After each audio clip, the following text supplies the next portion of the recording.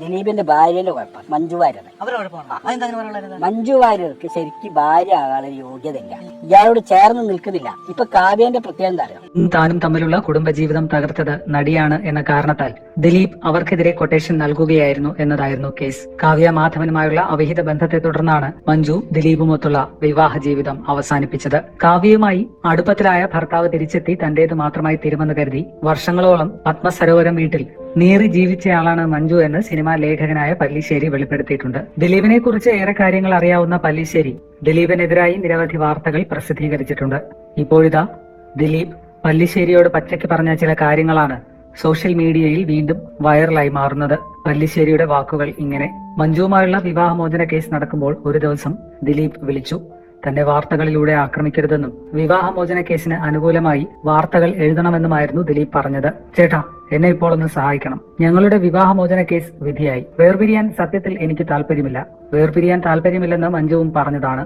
അതിന് ഒരൊറ്റ ഡിമാൻഡ് മാത്രമാണ് മഞ്ജു എന്നോട് പറഞ്ഞത്: കാവ്യയെ മറക്കുക, കാവ്യയില്ലാതെ ജീവിക്കുക എന്ന ഒരൊറ്റ ഡിമാൻഡ്. അത് നടക്കാത്ത കാര്യമാണ്. ഞാനെന്തിനാണ് കാവ്യയെ മറക്കുന്നത്? ഭർത്താവിന് ഭാര്യയിൽ നിന്നും കിട്ടേണ്ട ചില കാര്യങ്ങൾ, സ്നേഹവും ലാളനകളും, അതൊന്നും മഞ്ജുവിൽ നിന്ന് എനിക്ക് കിട്ടിയില്ല. ഇതിലെല്ലാം മഞ്ജു ഫെയിലിയർ ആയിരുന്നു.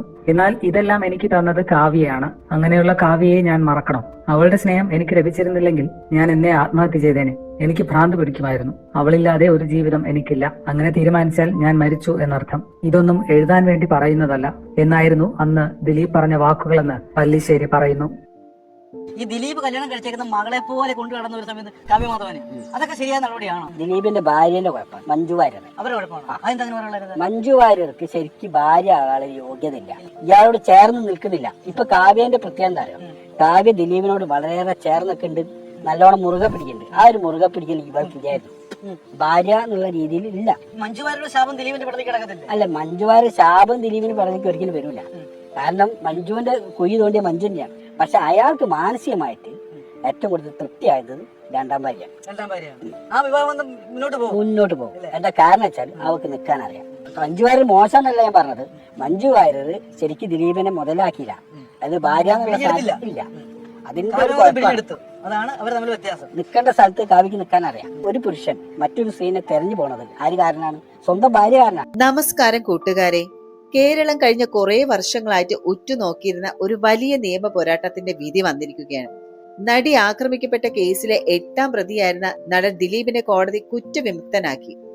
1704 പേജുകളിലായിട്ട് നീണ്ടു നിൽക്കുന്ന വിധിന്യായം കേവലം ഒരു വ്യക്തിയുടെ മോചനമല്ല, മറിച്ച് നമ്മുടെ നിയമവ്യവസ്ഥയുടെ ഗൗരവകരമായിട്ടുള്ള ചില നിരീക്ഷണങ്ങൾ കൂടിയാണ്. ഒരു അവതാരിക എന്ന നിലയിൽ ഈ കേസിലെ പോസിറ്റീവ് വശങ്ങളെയും നെഗറ്റീവ് വശങ്ങളെയും പൂർണ്ണമായിട്ട് നിഷ്പക്ഷമായിട്ട് വിശകലനം ചെയ്യാനാണ് ഞാൻ ഇന്ന് ശ്രമിക്കുന്നത്. പ്രത്യാശയും ആശങ്കയും ഒരുപോലെ ഉയർത്തുന്ന ഈ വിധിന്യായത്തിലേക്ക് നമുക്കൊന്ന് കണ്ണോടിക്കാം. നമ്മുടെ ക്രിമിനൽ നിയമസംഹിത പ്രകാരം സംശയത്തിനതീതമായിട്ട് കുറ്റം തെളിയിക്കപ്പെടണം എന്നുള്ള തത്വത്തിനാണ് മുൻഗണനയുള്ളത്. ഈ കേസിൽ ഗൂഢാലോചനയാണ് ദിലീപിന് മേൽ ചുമത്തപ്പെട്ട പ്രധാന കുറ്റം എന്ന് പറയുന്നത്. എന്നാൽ ഗൂഢാലോചന തെളിയിക്കാൻ ആവശ്യമായിട്ടുള്ള അല്ലെങ്കിൽ കൃത്യമായിട്ടുള്ള കണ്ണികൾ പ്രോസിക്യൂഷന് ഹാജരാക്കാൻ കഴിഞ്ഞില്ല എന്നാണ് കോടതിയും ഇവിടെ നിരീക്ഷിച്ചത്. ഡിജിറ്റൽ തെളിവുകൾ കൈകാര്യം ചെയ്യുന്നതിൽ സംഭവിച്ച കാലതാമസവും പൾസർ സുനിയും ദിലീപും തമ്മിലുള്ള കൂടിക്കാഴ്ച സംശയരഹിതമായിട്ട് തെളിയിക്കാൻ കഴിയാത്തതുമാണ് ഈ ഒരു പ്രതിഭാഗത്തിന് അനുകൂലമായത്. നിയമം എപ്പോഴും രേഖകളിലും സാക്ഷിമൊഴികളിലും ഉറച്ചു നിൽക്കുന്ന ഒന്നാണ്. ആ സാഹചര്യത്തിൽ ലഭ്യമായിട്ടുള്ള തെളിവുകൾ ഗൂഢാലോചന തെളിയിക്കാൻ പര്യാപ്തമല്ല എന്ന കോടതിയുടെ കണ്ടെത്തൽ നമ്മുടെ നിയമ സംവിധാനത്തിന്റെ സ്വാഭാവികമായിട്ടുള്ള ഒരു രീതിയാണ്. ഈ കേസിലെ സാക്ഷികളുടെ പങ്ക് നമ്മൾ പ്രത്യേകം ചർച്ച ചെയ്യേണ്ടതാണ്. സിനിമാ മേഖലയിലെ പ്രമുഖരടക്കം പലരും വിസ്താര വേളയിൽ മൊഴി മാറ്റിയപ്പോൾ മലയാളികൾ ഏറെ ബഹുമാനിക്കുന്ന നടി മഞ്ജു വാര്യരുടെ നിലപാട് ശ്രദ്ധേയമായിരുന്നു. സ്വന്തം മകളുടെ അച്ഛൻ പ്രതിസ്ഥാനത്ത് നിൽക്കുമ്പോഴും താൻ വിശ്വസിക്കുന്ന സത്യത്തിൽ അവർ ഉറച്ചു നിന്നു. ഇതിലൊരു ഗൂഢാലോചന ഉണ്ടെന്ന് ആദ്യം വിളിച്ചു പറഞ്ഞത് മുതൽ വിചാരണ കോടതിയിൽ മൊഴി നൽകുന്നത് വരെ മഞ്ജു തന്റെ വാക്കുകളിൽ സത്യസന്ധത പുലർത്തി. കുടുംബപരമായിട്ടുള്ള പ്രലോഭനങ്ങളോ വൈകാരികമായിട്ടുള്ള സമ്മർദ്ദങ്ങളോ അവരെ സ്വാധീനിച്ചിട്ടില്ല. ഒരു വ്യക്തി എന്ന നിലയിൽ, ഒരു സഹപ്രവർത്തക എന്ന നിലയിലും അവർ കാണിച്ച ആ ഒരു ആർജവം സമൂഹത്തിൽ വലിയൊരു ഭാഗം ജനങ്ങളുടെ ആദരവ് പിടിച്ചു പറ്റിയിട്ടുണ്ട്. പലരും മൗനം പാലിച്ചപ്പോഴും വിധിക്ക് ശേഷം അവൾക്കൊപ്പം എന്ന് ഉറക്കെ പറയാനും അവര് മടിച്ചില്ല. അതേസമയം തന്നെ ഈ വിധി ചില ഗൗരവകരമായിട്ടുള്ള ചോദ്യങ്ങളും ഉയർത്തുന്നുണ്ട്. കേസിലെ പ്രധാന തെളിവായിട്ടുള്ള മെമ്മറി കാർഡ് കോടതിയുടെ കസ്റ്റഡിയിൽ ഇരിക്കവേ 3 തവണ തുറന്ന് പരിശോധിക്കപ്പെട്ടു എന്നുള്ള ഫോറൻസിക് റിപ്പോർട്ടും ഏതൊരു പൗരനെയും ആശങ്കപ്പെടുത്തുന്നതാണ്. നീതിന്യായ വ്യവസ്ഥയുടെ സംരക്ഷണയിൽ ഇരിക്കുന്ന ഈ തെളിവുകൾ പോലും സുരക്ഷിതമല്ലേ എന്നുള്ള ചോദ്യം ഇവിടെ ഉയരുകയാണ്. കൂടാതെ തന്നെ ഈ ഒരു കേസ് അന്വേഷണത്തിനിടയിൽ ഉദ്യോഗസ്ഥരെ മാറ്റിയതും ഡിജിറ്റൽ തെളിവുകൾ നശിപ്പിക്കാൻ ശ്രമിച്ചു എന്നുള്ള ആരോപണങ്ങളും ഈ കേസിനെ കൂടുതൽ സങ്കീർണമാക്കി. ശാസ്ത്രീയമായ തെളിവുകൾ ശേഖരിക്കുന്നതിലും അവ സംരക്ഷിക്കുന്നതിലും അന്വേഷണ ഏജൻസികൾക്ക് സംഭവിച്ച പാളിച്ചകളും ഒരു പക്ഷേ അതിജീവിതയ്ക്ക് നീതി ലഭിക്കുന്നതിൽ തടസ്സമായോ എന്നുള്ള നിയമവിദഗ്ധർ പോലും സംശയിക്കുകയാണ്. പോസിറ്റീവായ അന്വേഷണം മുന്നോട്ട് പോയിരുന്നെങ്കിലും ചില നിർണായക ഘട്ടങ്ങളിലെ തിരിച്ചടികൾ ഈ ഒരു പ്രോസിക്യൂഷനെ തളർത്തി എന്നത് ഒരു വസ്തുതയാണ്. എന്റെ ഒരു കാഴ്ചപ്പാടെന്ന് പറയുന്നത് നീതി എന്നത് ഒരാളുടെ മാത്രം വിജയമല്ല. കുറ്റാരോപിതനായ വ്യക്തിക്ക് തന്റെ നിരപരാധിത്വം തെളിയിക്കാൻ ലഭിക്കുന്ന അവസരം ഈ ഒരു നിയമത്തിന്റെ വിജയമാണെങ്കിൽ ആക്രമിക്കപ്പെട്ട ഇരയ്ക്ക് കുറ്റവാളികളെ നിയമത്തിന് മുന്നിൽ എത്തിക്കാൻ കഴിയാത്തത് ആ വ്യവസ്ഥയുടെ ഒരു പോരായ്മ തന്നെയാണ്. ഈ കേസിൽ നമ്മൾ കണ്ട പോസിറ്റീവ് കാര്യം എന്താണ്? അതിജീവിതയുടെ അപാരമായിട്ടുള്ള ആ ഒരു പോരാട്ട വീര്യം തന്നെയാണ്. വർഷങ്ങളോളം അവർ തളരാതെ നിന്നു. അതിനൊപ്പം മഞ്ജു വാര്യരെ പോലെ പിന്തുണയും. എന്നാൽ നെഗറ്റീവ് വശമായിട്ട് ഞാൻ കാണുന്നത് നമ്മുടെ അന്വേഷണ രീതികളിലെ സുതാര്യത കുറവും ഡിജിറ്റൽ യുഗത്തിൽ തെളിവുകൾ അട്ടിമറിക്കപ്പെടാനുള്ള എളുപ്പവുമാണ്. ഭാവിയിൽ ഇത്തരം കേസുകൾ കൈകാര്യം ചെയ്യുമ്പോൾ കൂടുതൽ ജാഗ്രത പാലിക്കാൻ ഈ ഒരു വിധി ഒരു പാഠമാകണം. അന്തിമമായിട്ട് ഈ ഒരു കോടതി വിധി നമ്മൾ മാനിക്കേണ്ടതുണ്ട്. എങ്കിലും ഇതിലെ പൊരുത്തക്കേടുകൾ ചർച്ച ചെയ്യപ്പെടണം. അതിജീവിതയ്ക്ക് ഇനിയും മേൽക്കോടതികളെ സമീപിക്കാനുള്ള അവകാശവുമുണ്ട്. നീതി വൈകിയാലും അത് നിഷേധിക്കപ്പെടരുത് എന്ന് നമുക്ക് പ്രത്യാശിക്കാം.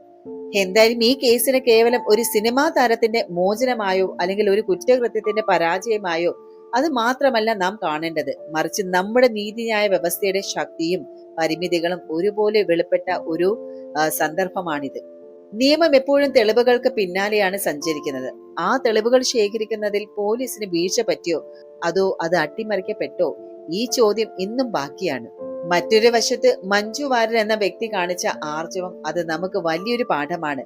തന്റെ നിലപാടുകൾക്ക് വലിയ വില നൽകേണ്ടി വരുമെന്ന് അറിഞ്ഞിട്ടും ശത്രുക്കളെ സമ്പാദിക്കേണ്ടി വരുമെന്ന് അറിഞ്ഞിട്ട് പോലും അവർ സത്യത്തിനോടൊപ്പം തന്നെ നിന്നു.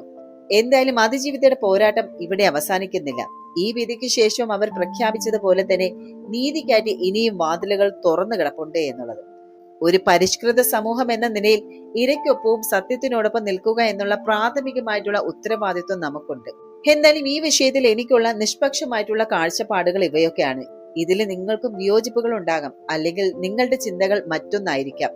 എന്തായാലും പണത്തിന് സ്വാധീനത്തിന് മുകളിലാണോ ഇന്നും നമ്മുടെ നിയമം എന്ന് നിങ്ങൾ കരുതുന്നുണ്ടോ?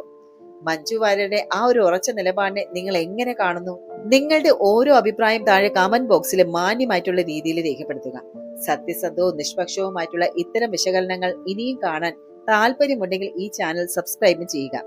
വീഡിയോ ഇഷ്ടപ്പെട്ടെങ്കിൽ ലൈക്ക് ചെയ്യാനും നിങ്ങളുടെ സുഹൃത്തുക്കളിലേക്ക് ഷെയർ ചെയ്യാനും മറക്കരുത്. മറ്റൊരു നിർണായക വിഷയമായിട്ട് നമുക്ക് വീണ്ടും കാണാം.